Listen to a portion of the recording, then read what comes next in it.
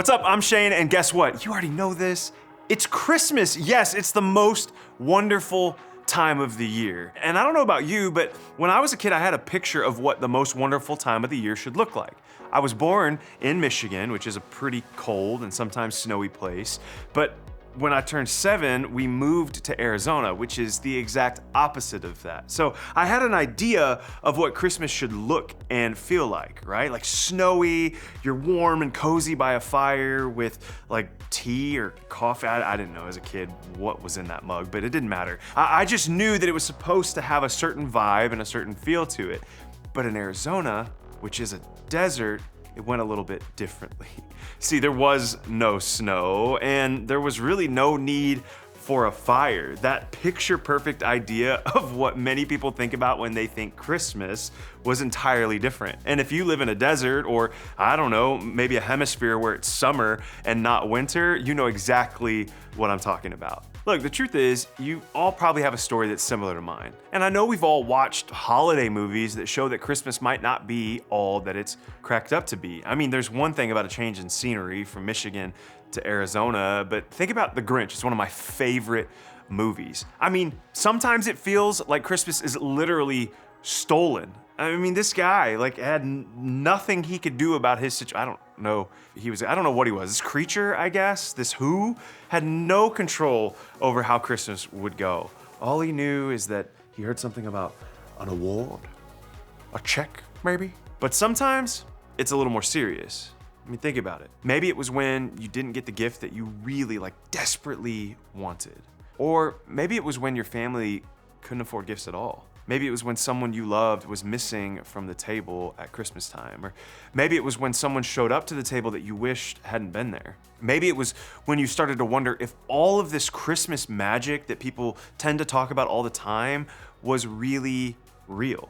Or maybe it was when you started to feel less joy and excitement and more dread and anxiety about the Christmas season. Look, whatever the cause, at some point you've likely had the thought, is Christmas really all about the joy and the light and the love that everyone says it's about? Or is the stress and struggle and sadness that sometimes surrounds the season, is all of that here to stay? Look, I've been there too, and that's why I think the best way to solve our Christmas dilemma is to go back to the beginning, to take a fresh look at that very first Christmas to understand what the season really means to us. To see that the hero of our story didn't drop from heaven like some superhero or magical figure. To discover that the real story of Christmas is about, well, a kid. Now, before we get to that kid, let's do a quick deep dive into the actual Christmas story that we read about every year, especially here at church. What do we actually know about that first Christmas? Of course, none of us was there, so we have to look back. We have to rely on ancient stories about what things were like at the time, some of which we find in the pages of Scripture. Two people gave us specific details about this kid and about that first Christmas. Matthew, one of Jesus' disciples, and Luke, who was a doctor turned journalist and biographer on Jesus' life. Luke's account is the most detailed, so it's the one that we'll start with today. Since even Luke wasn't around for Jesus' birth, he probably got his information from someone who was. Many believe he likely interviewed Jesus' mother, Mary, when doing his research. How cool is that? Let's just take a look at his account. In those days, a decree went out from Caesar Augustus that all the world should be registered. This was the first registration and was taken while Quirinius was governor of Syria. All went to their own towns to be registered. Joseph also went from the town of Nazareth in Galilee to Judea to the city of David called Bethlehem, because he was descended from the house and family of David. He went to be registered with Mary, to whom he was engaged and who was expecting a child. While they were there, the time came for her to deliver her child, and she gave birth to her firstborn son and wrapped him in bands of cloth and laid him in a manger, because there was no place in the guest room. With Luke's words in mind, let's start with what the scripture actually tells us about that first Christmas. Joseph and Mary were engaged. Mary was pregnant. They left Nazareth to go to Bethlehem for a census, which is a count of people in a specific region, or it's just that registration that Luke was talking about. And while they were in Bethlehem, Mary delivered a baby. He was laid in a manger because the place that they were staying was also a place where animals stayed. So there's just 5 key details. So far, so good, right? This sort of adds up to the image that most of us probably have when we think about that first Christmas. But it's a lot less dramatic than we might have imagined. This isn't Mary and Joseph running in at the last minute, like the McAllister family running through the airport in Home Alone. They weren't riding in on a donkey like the cartoon drawings show us. They weren't dealing with an evil innkeeper turning them away like a villain in a Marvel movie. No. That picture, it's actually kind of in our imagination. That picture in our imagination of a desperate Joseph running and looking for a room to rent right before Jesus arrived, that story is probably a little more dramatic than what historically took place. In fact, it's far more likely that Mary and Joseph had been in Bethlehem for several days or weeks and were staying in the front room of a relative's house where animals came in on cold nights. So maybe it's also more likely that Jesus' birth was a lot more normal than we thought. Nothing is uniquely tragic or traumatic. Nothing is particularly exciting or magical. There's a good chance that that's how it was. It seems like God took care of every detail, and maybe that's the real miracle to remember. The miracle of Christmas is not that Jesus was born in a barn because that's all Joseph was able to find. The miracle of Christmas is not a baby arriving in an unexpected place. The miracle of Christmas is not about the animals or the setting or even the other people there. The miracle of Christmas is simply Jesus. The miracle is God in human flesh in the form of a baby, the one who arrived to save us. Christmas is about the kid who changed everything. That first Christmas wasn't all magical and miracles the entire time. Like, yeah, there was a lot of magic and it was incredibly miraculous, but it was more than that. It was in some ways simpler than that. In fact, as we read, it was pretty ordinary stuff for the most part. And I think that's incredibly important for us to remember today.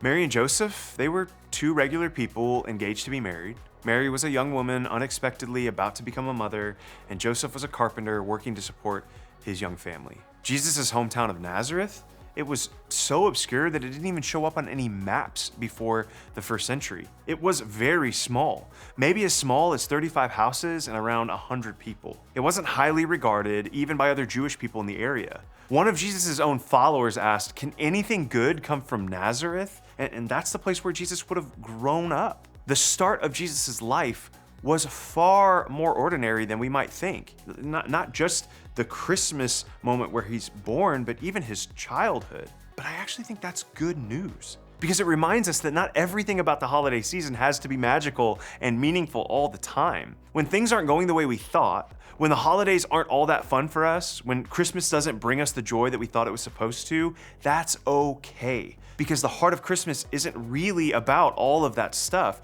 It's about the kid who had two ordinary parents, the kid whose family didn't have a whole lot, the kid who came from the middle of nowhere, the kid who showed up in a place that nobody expected. Jesus, the kid who came to save us. Christmas is about the kid who changed everything. The birth of Jesus is extraordinary. Yes, please hear me say that. That is so important. There are so many extraordinary things. The idea of God putting on a human body and coming to live with us as a baby, that's extraordinary. But I don't want you to miss this Christmas. It's also pretty ordinary. And honestly, that might be the best news for us today, because it means that in our most ordinary moments, we can still find Jesus. We can remember that Christmas is about the kid who changed everything. And here's how I think we can start to do this Christmas season. First, be real about what you're feeling this holiday season. Instead of believing that Christmas has to be this big, magical experience or acting like your holidays are exactly what you hoped they'd be, just be real about what you're feeling this Christmas. Talk to God about what's going well and be honest with God about what's not. When it comes to Christmas, be real about how it feels this year. And then second, embrace the ordinary. Remember, when he was born, Jesus was an ordinary kid, born to ordinary parents, and then grew up in a pretty ordinary place. And look how his life turned out. I'd say today that Jesus is anything but ordinary. So don't count out what God can do with your ordinary moments. The days when it feels like nothing good happens, the moments where the magic of Christmas is hard to find, the seasons where life doesn't feel all that exciting, God can and will do something extraordinary in the ordinary. That's what happened with Jesus, and that's what Christmas is all about. Remember, Christmas is about the kid who changed everything. And my prayer for all of us this holiday season is that we'd come to know that kid in a new way. Maybe for some of you, this will be the first year that you really get to know Jesus. Maybe it's the first step into a relationship with him, or maybe it's a new way to think about and experience the relationship that you already have with Jesus. Look, whatever it is, I hope we'll all remember the ordinary details of that first Christmas. And I hope we'll remember how those details connect to our lives in an extraordinary way. When you head to group, I want you to be thinking about your answer to this question. What's one ordinary thing you love about the Christmas story?